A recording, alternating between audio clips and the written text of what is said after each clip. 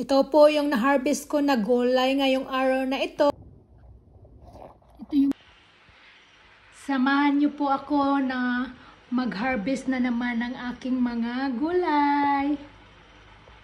Ang saya ngayong taon po kasi nagiging successful po ang aking pagtatanim ng broccoli.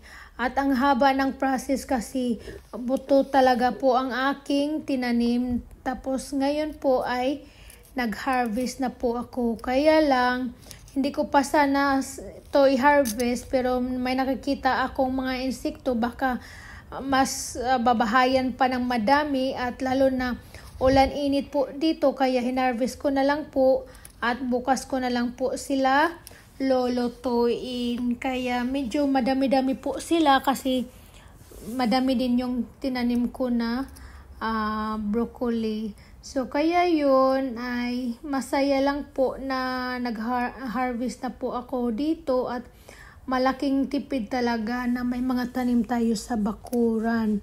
So nakikita nyo po man, tingnan nyo po ang dami. Ngayon po ay nakikita ko na may mga hinog na cherry tomatoes. Pwede naman din siya lulutuin pang scramble egg or pang salad.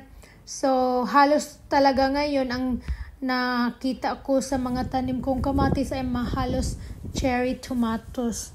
At yan sa gilid ay spring onion yan po. Napaka lusog niya. So talagang ang saya mag-harvest lalo na sa ating bakuran at nakikita natin na malusog po silang lahat. Pasensya na po, hindi ko po na-videohan yung Baguio beans na harvest ko po kasi nagmamadali po ako dito.